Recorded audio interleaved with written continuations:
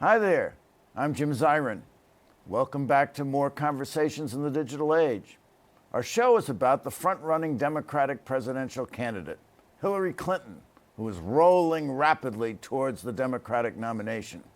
Clinton has edged out primary victory after primary victory over her rival, Senator Bernie Sanders. She's won more votes in the primaries than any other candidate so far. She's amassed over 2.5 million more votes than Sanders, over 1.1 million more votes than Trump.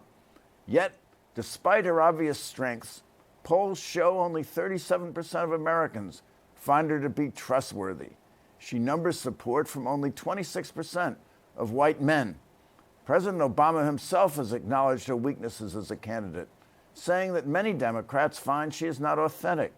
The good news for Hillary is that only 27% of Americans view the Republican frontrunner Donald Trump as trustworthy. Hillary is perhaps the most overly vetted candidate for president in U.S. history. She survived scandal after scandal, embarrassment after embarrassment, defeat after defeat, and investigation after investigation. A pastor said of her in a Michigan church recently that she knew how to take a licking and keep on ticking. With us is journalist and author Nina Burleigh, who has covered Hillary Clinton for the past 25 years, and few know Hillary as well as she does. Nina is Newsweek's national politics correspondent. She's an award-winning journalist and author of 5 books. Her latest book, The Fatal Gift of Beauty, The Trials of Amanda Knox, was a New York Times bestseller. Nina, welcome back. We're delighted to have you with us. Thanks, Jim. Now, you've been following her, Hillary Clinton, for 25 years. And for most of us, she's, as Churchill said of the Russians, a riddle wrapped in a mystery inside an enigma. What's your bottom line on her, and who are the Hillary voters? How rock solid is her support? Well, I mean, first of all, I haven't been following her consistently for 25 years, but I did, the first time I encountered her, she was on running for First Lady. And I met her on a very small jet flying around Arkansas.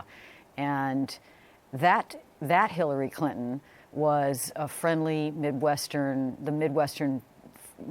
from Park Ridge, Illinois, still had a little bit of the Midwestern accent, was pretty open and approachable. This was during the first Clinton campaign. The second time I encountered her in person was at a table in the White House with another colleague of mine from Time Magazine, and we were interviewing her about the Whitewater case. And I cannot forget the steely glare in the look in her eyes during that interview. Those are my 2 personal encounters with her. I've been writing about her and following her around off and on for years. What's the bottom line? The bottom line is, as the pastor said, takes a licking and keeps on ticking. But I think more than that, she's the good girl who does her homework. She's always been the girl in the front of the class with her hand up, the one that you kind of envy and want to help you with your homework, but perhaps not the most charming and perhaps not the most politically astute person to be running for president and front-running the Democrats. Well, one of the complications in her political life has been her husband, President Bill Clinton. Not only the past scandals, but you take the CGI. 2008 primary and his comment about Obama with regard to Jesse Jackson in South Carolina. Most recently, he talked about the awful legacy of the last 8 years, which Hillary's rivals have said has to do with he's dissing Obama. The Clintonites came back and said, oh no, he was talking about the Republican Congress, but they'd only been there for 6 years. So what do you make of him? Is he a help or a hindrance to it? Well, politically? that's a complicated question, right? I mean, you could do a whole book on what to do about Bill. What is she going to do about Bill if she gets elected? What is his role going to be in the White House? He has complicated her. He'll be Dennis He has Thatcher. complicated her. Well, no, he's going to be something very different from Dennis Thatcher, I think. He's complicated her career from the very beginning, and he complicates her career as a candidate for women in this election and probably in 2008 because of the humiliation of the infidelity. He complicates her as a Secretary of State. The email scandal is really not, as far as I'm concerned, going to lead to anything. But what it has done is allowed those of us who want to pay attention to it to look at 30,000 emails that these people were exchanging with her. And you start to see, it's a gold mine for investigative journalists. You see these interactions between donors to the Clinton Global Initiative and the handlers and the people around her at the State Department. And those things will tag along with her for a very long time, I predict. If the email scandal's nothing, it's just trumped up, pardon the pun. But the issue of having this powerful husband, the ex-president of the United States, in the White House with her, where are they going to put him? Are they going to put him in the East Wing? Is he going to have his man cave, and will Putin come back there and smoke cigars with him, and will he be cutting the deals? I mean, these are problems that probably off cigars because of his heart condition. That's right. They'll be sharing macrobiotic dinners or something. But it's those are just a few of the issues, and then you've got the way that he's. I mean, I think they call him to heel during the campaign. I think they've already done that a little bit. They try to deploy him where they think it's best. Getting white males out, obviously, is the way that they're going to deploy him. But yeah, it's complicated. Complicated for many, many reasons, and that's one of the reasons why she's such an enigma, and that's one of the reasons why I think she went from, she has a personality of being a kind of in a protective crouch, but she went into a protective crouch during those years in the White House because of, first of all, her lightning rod position as a woman who wore pants in the White House, and the first working woman in the White House, which, looking back on it 25 years, it just seems so ridiculous and even humiliating that women were being judged that way at that time. The shoulder pad feminists, if you will. That's not something that we really want to remember. Those of us who are my age, slightly younger than she is, but older than the millennials, we don't really want to think about those years. We want to feel like that's in the past. And so to have, she represents a lot of these things that are problematic, and those are the negatives. But I think she also has a lot of positives, and we can talk about that when you're ready. Well, in 2008, of course, she used her maiden name, Rodham, Hillary Rodham Clinton, and it was an historic candidacy, the first woman in the White House. Now you don't see so much of that. Now she's Hillary Clinton, and the first woman in the White House is kind of downplayed, although she recently said that she would be the youngest female president ever to be elected to the office of President of the United States. So has there been a transformation in 8 years? I think there's a transformation, but I think it's gone in the other direction, Jim. I think that they played down the womanliness in 2008, and they've consistently played it up in this election cycle. They have, from the very beginning, from the day that she announced on Roosevelt Island, she talked about her mother, she talked about her grandmotherly status. She talks about pay equity for women. She talks about being the first woman president. And I think those issues they are going to be motivating for women who, at the moment, we see there's this kind of reluctance to, or sort of a lack of enthusiasm, let's say, among women for her. I think once we get into the actual election period, the end of this very long campaign, too long. Yes. Once we get into Clinton v. Trump, As one of my colleagues said at another magazine, it's going to be a cage match of sexism with Trump against Hillary. It's just going to be astounding. Well, if what the we're going to nominee see. is Trump. True. I mean, brokered convention is all they can hope for now, right? Right. But what would you think a Trump against Hillary debate would look like? A correspondent will ask her about Syria, and she'll say what she thinks about Syria or the Middle East. And he'll say, no, I want to talk about Monica Lewinsky. Or I think there's going to be take the discussion down into the gutter. I think there's going to be some of that. I think it'll go down in the gutter, and I don't know how she responds to that. I think that she is.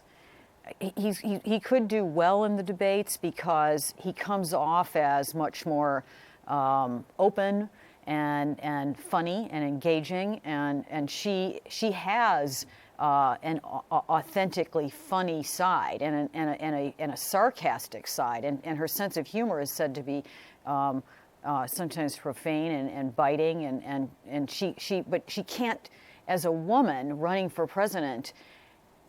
This is the double bind that you're in. You can't talk. You can't talk that talk. You can't. So she's limited in how ferociously she can respond. I mean, you saw on 2 Tuesdays ago when she won Florida, the male punditry focusing not on the fact that she's riding the train to victory, but that she was yelling. She wasn't smiling. I mean, these are ridiculous things that she's being judged on so many other platforms than the male candidate. And so, what is the debate going to look like? I think he comes across as more open. Yes, he's probably going to go to the gutter, and she's very smart, and I'm sure they will bring it back to things like Trump U, and he can't debase her too much because he already, polls are showing now, he already has alienated huge numbers of American women. And the most recent polls show women breaking for Hillary against him in huge numbers. And he will not, including millennial women. Including millennial women who have been allegedly problematic for her. And I say allegedly because what's been problematic for her is not millennial women versus old women, the cat fight, the sexist cat fight. It's the millennial people who are voting for Sanders, male and female, are falling in. But they're the ones who were 18 in the year 2000 or younger. Yes, and once it comes down to Trump versus Clinton, women are going to break for her. Millennial women are going to break for her. Young people will break for her, probably. But again, the debate it's going to be fascinating to watch. Well, how is interesting times. How is she going to cope with his misogyny? I mean, is she just going to sulk and walk off camera, or is she going to say she won't debate him any further because he doesn't want to be serious, or is she going to counterattack the way he likes to do? I think the model for how she might behave is the 11-hour showdown in the Benghazi hearing when she sat there and let those senators just hang themselves. And remember, at the end of the day, they were sweating and she was laughing. What do women see in Hillary Clinton? Of course, they see that she's one of theirs, she's part of their team, but has she really done anything substantively for women? And that's a good question, Jim. Has she done anything substantive? Well, the Beijing speech, the speech that everybody talks about in 1995 when the wife of the president of the superpower stood up in front of the world and said, women's rights are human rights, was regarded as a seminal moment. And so globally, that and other her other interactions with women on a global platform have made her an extremely important role model and figure for women globally. Within the United States, women are judging her in a different way. And I think we have a tendency to be more critical. We have a tendency to we have all our own issues dealing with the slow pace of progress for women here in the United States, not to mention in the world, but here in the United States. The fact that we always have our back to the wall on reproductive rights and have no time, political capital to address other issues like pay equity or the lack of female representation in the C-suite, things like that she has not been able to move the ball on. You don't see her out there kicking the ball on it so much. When I did a big story on her real record at Secretary of State early on, looking beyond Benghazi. What has she done? What did she do? And I was really interested in, especially her interactions with Saudi Arabia, because I thought, while she was Secretary of State, boy, she sure could have gone out there and said something from the bully pulpit about, our ally not allowing women to drive cars. I mean, that seems like a no-brainer. And people were passing around petitions, and she didn't step forward. What I found was that her method of her modus operandi, and I think it will transfer into the White House, was that she made these personal she had personal relationships that she worked on with people like the King of Saudi Arabia. She was very charming. She became friendly with them. And rather than get up and say, come on, in a public platform, why are you not letting women drive cars? What she was doing was, if something bubbled up to her attention, let's say the 5-year-old girl was about to be married off to the gross Uncle Fester, she would pick up the phone and call behind the scenes and say, excuse me, we don't approve of this. And then something would happen. So she was doing certain things behind the scenes, but she wasn't out in front. She did set up in the State Department an office for women's issues. And she did make a point of, when she traveled an enormous amount, a million miles. Whenever she went to countries, she asked to meet with women. So she brought women into the room. And I think that that's a big step, actually. I think that that's important, and I think for women, for American women, just the fact that we are this close to having a female in the White House, the most powerful position in the world, is extremely important, and it makes her a kind of a revolutionary, she's kind of in a way a reluctant revolutionary, or a not very obvious revolutionary, because she's so pragmatic in her approach. And she's so uncool in her pantsuits, right? She's a grandmother. But everything she does, every move she makes at this point is de facto revolutionary, because it's never been done before. There's never been a woman at that level of power, that close to power. And everything she does is being judged, whether or not it's obvious or stated that this is how she's being judged by that being in that position, being the first woman in that role. And it's very important for women. It's just that there are all of these other issues. There's so much baggage with being a Clinton, and she may not be the perfect female candidate, the perfect first female candidate for president. Well, she herself admits that she's not the greatest of candidates. She's made that statement.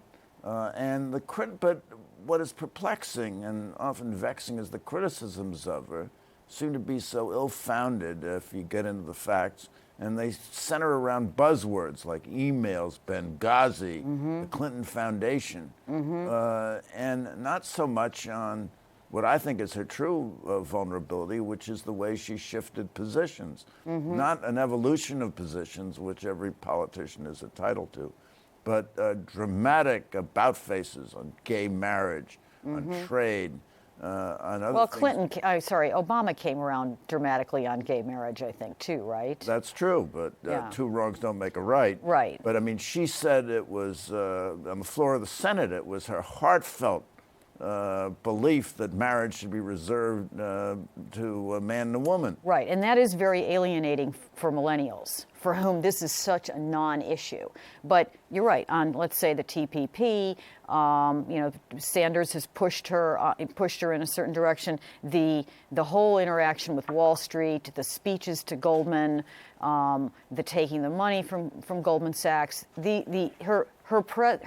her position as a member in good standing of the establishment in a year when on both sides there's this roar of opposition, the pitchforks and the torches against the establishment, and she very much is a member of the establishment. She's Davos, she's she's Goldman Sachs. She is the establishment. But she says she's non-establishment because And she's a woman. I mean, is Queen Elizabeth part of the establishment?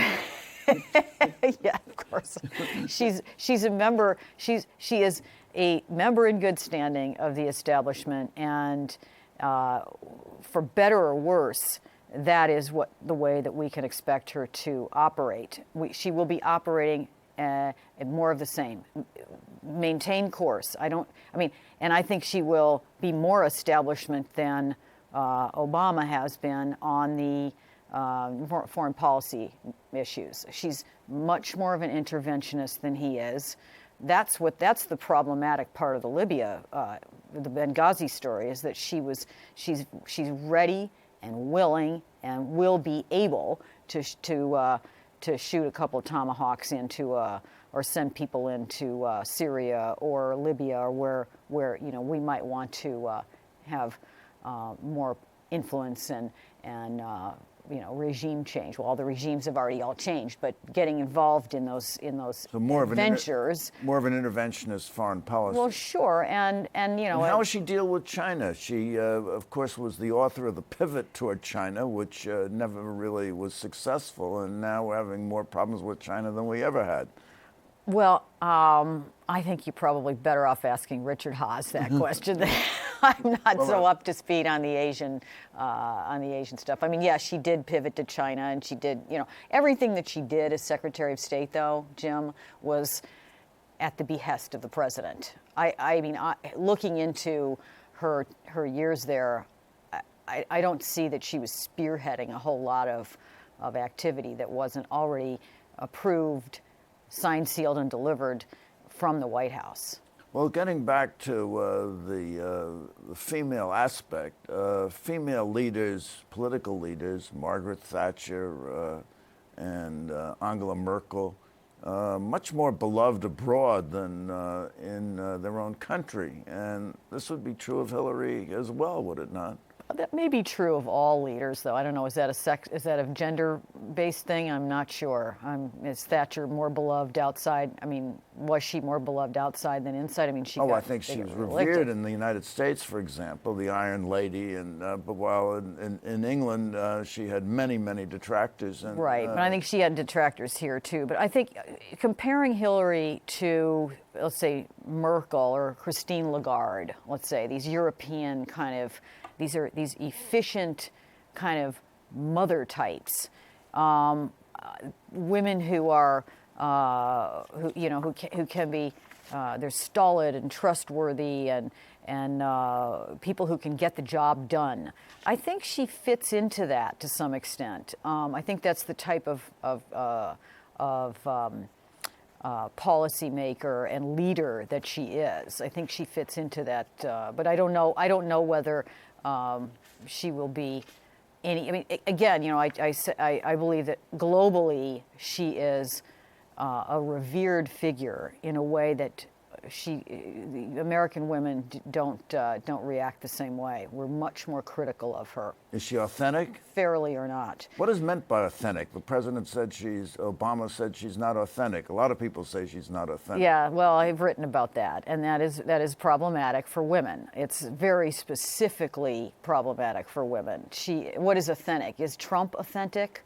I mean, nobody says Trump isn't authentic, and every other word is, every other sentence, there's something that's false. It's coming out of his mouth.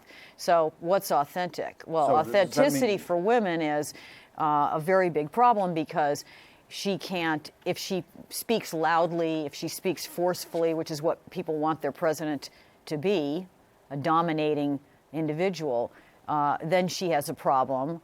She's offending people because that's not how women are supposed to behave. So if she reins in the instinct to be loud or to be dominating, then she seems inauthentic, if that's what she really is. And since she is a leader, she is a powerful person, but she has to restrain that in order to be acceptable. And that act, the very act of restraining the dominating and powerful within, is an inauthentic, it appears inauthentic. So okay, you're so stuck. Nina Burley, we have to wrap up, but I have a question for you. And the question is, will Hillary Clinton have the trust of the American people?